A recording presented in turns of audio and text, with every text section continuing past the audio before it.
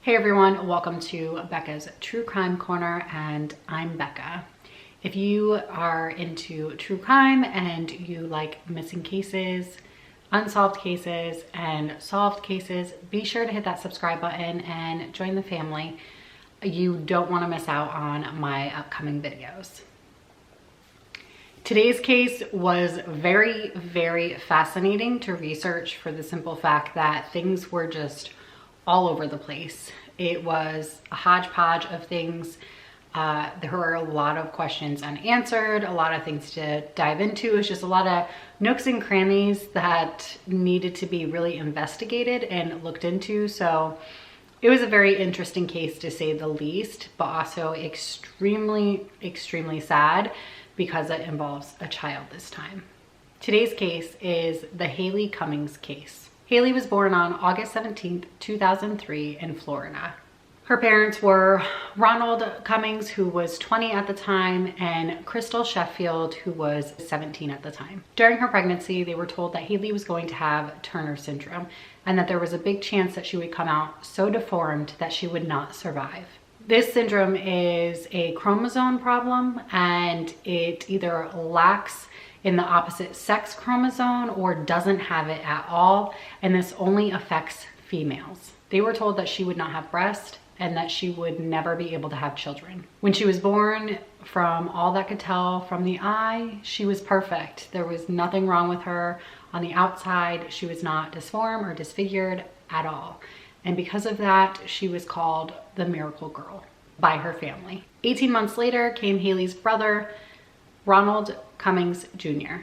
Haleigh also had another brother. I really couldn't tell if he was older or younger. I don't know much about him.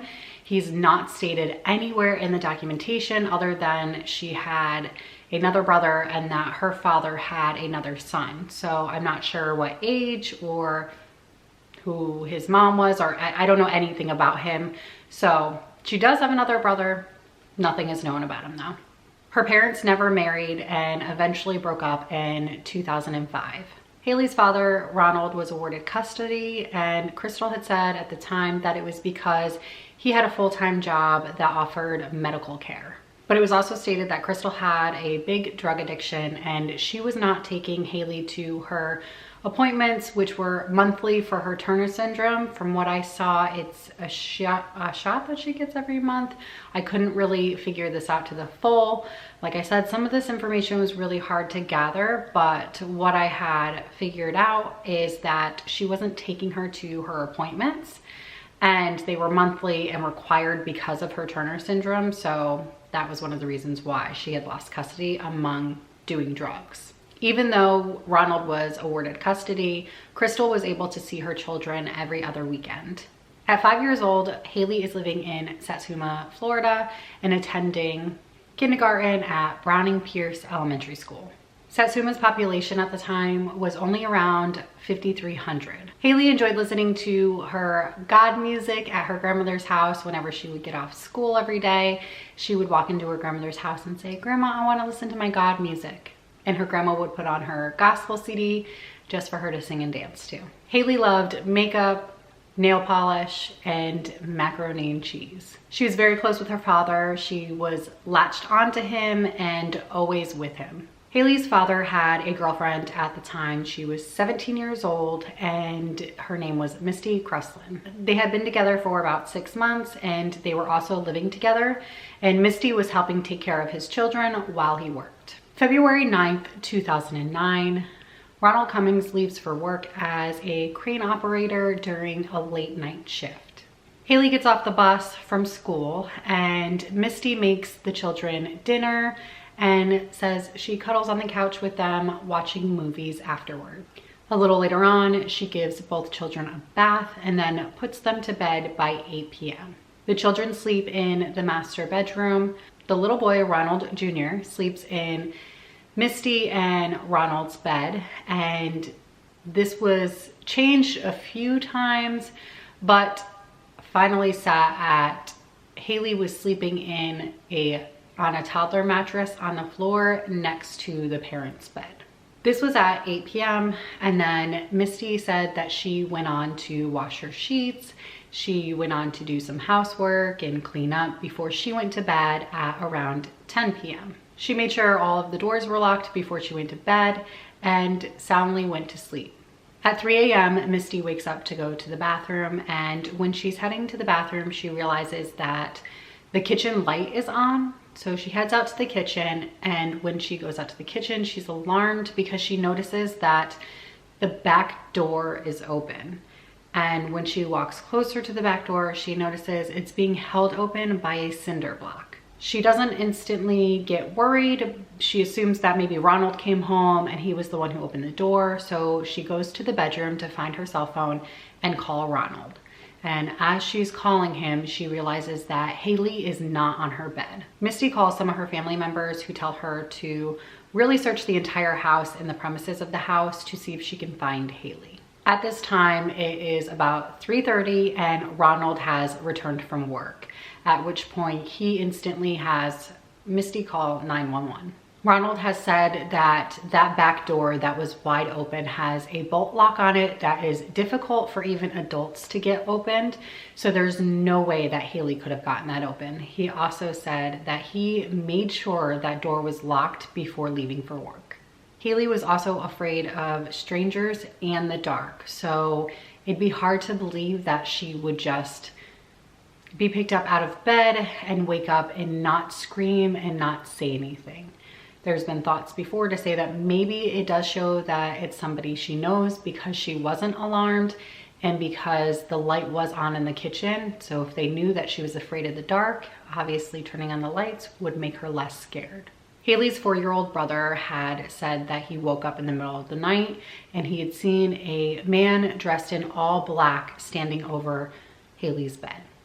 Now with this story, I just want to say that there are a ton of inconsistencies. I kind of mentioned at the beginning of this video that a lot of things were kind of hard to gather because people were flip-flopping so much in this case as to what happened, especially Misty. So getting the truth pulled out of her was really hard. The cops had openly admitted that every time they talked to her, her story changed, even just the slightest bit, but would always change every single time they talked to her. So it was really hard to get a concise story of what exactly happened. But at the end of the day, that is what she is saying and sticking to as of today. I do want to talk to you guys though about some of the inconsistencies and even just some of the things that Misty has brought up throughout the years. Because like I said, this happened in 2009. So it's been 11 years now. So a lot has kind of came out and throughout the years, but still today, Haleigh's body has not been found. These are some of the things that Misty brought up at a later time or that other family members caught word of.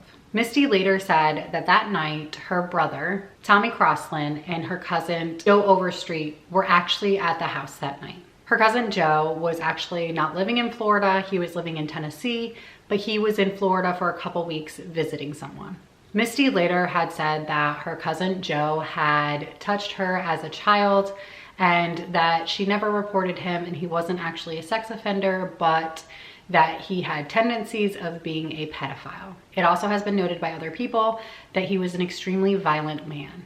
Misty had reported that Haleigh was wearing a Hannah Montana shirt the night she went missing, but a couple weeks later, the police were in their trailer when they saw the Hannah Montana shirt that she was talking about sitting in a corner. And when one of the police officers asked about it, she said, "Oh, I thought that was the shirt she was wearing." So come to find out, they weren't even 100% sure of what she was wearing when she went missing. Misty's grandmother had reported to Nancy Grace during an interview that she knew 3 separate stories of how Haleigh was murdered and decomposed of. She said that Misty was one of the people that told her one of the stories, but she wasn't giving up the names of the other 2 people. And these stories were pretty gruesome. You can tell by watching the interview with Nancy Grace. The grandmother is literally talking about these stories like it's not a big deal. Like you're just sitting there talking over dinner about, you know, I don't know, a meeting you had at work or something. She literally is talking about them like there is just no craziness to it. And you can just see Nancy Grace is just like, oh, can't even take it. Like, just the way she is saying it, so insane. So her grandmother said there was 3 different stories, but we don't know who all 3 people are that said these stories. August of that same year, Ronald got arrested for fighting with Misty's brother, Tommy. I couldn't find any information on what the fight was about or really any details of it, only that he was arrested for fighting with him. Ronald later told Crystal's fiance and brother that he was 75% sure he knew where Haleigh was. Now, I don't know how true that is. I mean, I don't know that I can believe anything that comes out of all of their mouths at this point, to be completely honest. I feel like all of them probably know a little bit more than we think they do, but then again, that's just my opinion. I really don't know. But the stories have flip-flopped so much that it's hard to trust what's coming out of everybody's mouth. Haleigh's mother, Crystal, reported that Ronald was an abusive man to the children as well as her. Misty later also stated that Ronald was abusing her as well, and that in fact he would abuse the children right in front of her, and when she would defend the children, he would beat her up even more. Missy also stated that Ronald was also heavily using pills. Once again, I want to go ahead and say that I don't know how factual this is, so take it with a grain of salt. Who knows? Crystal was doing drugs and that's why she lost her children. Misty is, it's a wonder what happened to Haleigh that night on her watch. So sometimes I wonder how true these women really are. I don't want to beat anybody down. It could possibly be very true, but when everybody is changing their stories so much, it is so hard to find the truth in what any of them are saying. So there were a bunch of theories that are revolved around this case, and I'm going to give you the ones that I could find. Misty has stated that Ronald was involved with selling drugs and drug dealers, and that he had owed a bunch of people money. Misty recalls a time when her and Ronald went to a family-owned bar and a man came up to them and said, "I know where Haleigh is. She's with the Mexicans, and if you give me this amount of money, I will get her back for you." Misty had also stated at a later point that her cousin and brother came over and they were searching for a gun and were not able to find it. So instead, they took Haleigh, stuffed her in a black bag, and threw her in the water. Misty also stated that she did nothing because she was scared. Because of this, she literally took police on a wild goose chase looking for Haleigh's body, which has never been found.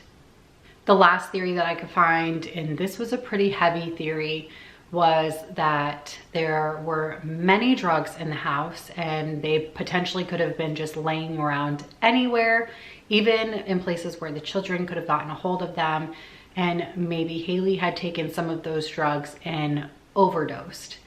And obviously, in their state of mind, all of them are obviously doing drugs. So they panicked and instead of calling 911, just got rid of her body. In the aftermath of this, 6 months after Haleigh went missing, Ronald and Misty got married. It was kind of mind-blowing to a lot of people around them, but they actually wanted to get married at their local church, but they would not allow them to get married there. So they ended up getting married in a friend's backyard. A lot of people speculated that they got married because, I mean, a lot of people know this, but if you're married, typically you can't testify against your spouse or speak on that behalf of it if you are married. I don't know exactly what the laws and terminology is for that law in Florida specifically, but a lot of people speculated that that could be why they got married. The marriage did not last for long at all. I think it was somewhere between 3 and 6 months, if even that long. And eventually Ronald asked Misty for a divorce because, once again, her stories were not lining up and he was starting to think that she knew more than what she was saying. In 2010, Misty was actually arrested for selling drugs to an undercover cop, and It said in the report that it was a trafficking charge, which means she was crossing borders to sell drugs. I'm not 100% sure on that, but I'm pretty sure that's what that means. And that's a pretty big thing to get caught for. They actually ended up giving her 25 years in prison. Ronald was later also arrested for drug charges and received 15 years in prison. The police's theory is that Haleigh is no longer with us. Police had said that a few little bits of evidence were actually found by the water close to their house, but police are not giving any more information than that, other than some pieces of evidence were found there. They're not saying where, they're not saying what was found, and they're just leaving it at that, but they did find some evidence. The police did extensive searches for Haleigh for weeks after she went missing. They searched water, land, they searched so many places for her afterwards, but yet her body to this day, like I said, has still not been found. Police are convinced that Misty knows what happened to Haleigh. They're convinced that maybe she didn't do something malicious to her, but maybe it was an accident. Maybe, like I said before, maybe it was an overdose and she panicked and hit her body. Maybe it was something like that, but they are convinced that somehow she was involved and she knows what happened to her. Guys, this case is just heartbreaking in so many ways. It's so devastating to see an outcome like this for a child. I mean, a child does not deserve anything like this. And I'm not blaming anybody, because who knows? There have been stranger cases where, come to find out, somebody randomly came into the house and took the child. You know, they might not have been the best people in the world or the most educated people in the world, but it doesn't mean that, you know, that they absolutely did something. We don't have any proof of it to blame them for it, right? But it's still just so sad to think how things did not work out for Haleigh in this world. She was only 5 years old, just a sweet, innocent little girl. I mean, she loved Hannah Montana and macaroni and cheese and just hanging out with her family, watching movies. I mean, so innocent, and something bad obviously happened to her, and it's so sad to think about, and so sad to think that unfortunately she did not have enough people around her who loved her enough and protected her enough. And I know that she had quite a few people around her who did love her and did protect her, but they weren't there that night. And who knows what happened to her. But it's just sad to see such a little life just stolen off the face of this earth for, I can guarantee, not a good reason. I will keep you posted on this case if any information comes to light on this, which I really hope it does, because there are quite a few people who really love and care about Haleigh. And even watching her father in those interviews, you can tell, regardless of what his past is, that he really loves her and cares for her, and that's his baby girl, and he wants answers just as much as anybody else. So it would be great if I could update you guys one day and tell you that she's been brought home and she's at peace now. So I will definitely let you guys know if that does happen. All right, y'all, that is it for today's video. Be sure to hit that subscribe button, share this video with your friends, because a video like this of missing, you just never know who could see it and who could have information. So be sure to share this video, and let's reach more people and hopefully bring Haleigh home. All right, guys, I will see you next week. Bye.